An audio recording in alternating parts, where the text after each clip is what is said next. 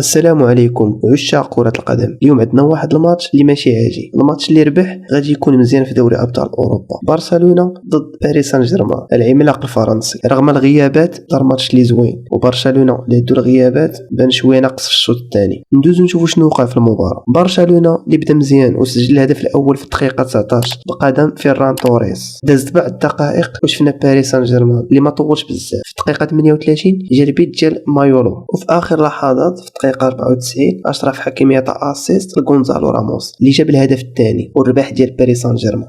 ندوزو نشوفوا من بين الاسباب اللي خلى برشلونه تنهزم في هذه المباراه. برشلونه اللي كلشي كيلاحظ الريتم باش بداو في الميطه الاولى ماشي هو الريتم باش سالوا في الميطه الثانيه. هبطوا الريتم ملي سجلوا الهدف الاول، هبط الريتم. برشلونه رجع للور، ما بقاش كيهاجم بزاف، خلى باريس سان جيرمان يدخل في الماتش. زيد عليها الاخطاء الدفاعيه. الهدف الاول اللي جا من سوء المراقبه، والهدف الثاني اللي جا في الوقت بدل الطائح. شفنا اللعابه ديال برشلونه كاملين معتمدين على التسلل لكن طاحوا في الفخ. وزيد عليها قله النجاعه الهجوميه. برشلونه اللي ما شفناش رافينيا لاعب اليوم عنده قله في النجاعه الهجوميه. البارسا اللي ماسك الكره بزاف ولكن ما دارش فرص اللي خطيره كيف باريس سان جيرمان شفناهم داروا فرص بزاف، من بينهم الكره اللي ضربت في العارضه ديال الكوري. ونزيدوا عليها تبديل تكتيكي اللي دار انريكي مدرب باريس سان جيرمان. دخل لاعب بحال غونزالو راموس اللي عطى اضافه، وهانز فليك اللي شفناه تعطل في التغييرات، دخل كلشي هجوم. وبان الوسط خاوي بزاف فاش خرج بيدري جا بلاصتو بيرنال ديالها راجع من الاصابه. والتركيز في اللحظات الاخيره لعبوا بكل بروده لاعبين باريس سان جيرمان. والبارسا اللي بان فيهم شويه ديال التوتر وضيعوا عليهم الماتش. النتيجه بارسا ضيع بزاف ديال الفرص باش يحسم المباراه وهو متقدم، وباريس سان جيرمان اللي استغل الاغلاط وربح 3 ديال النقاط.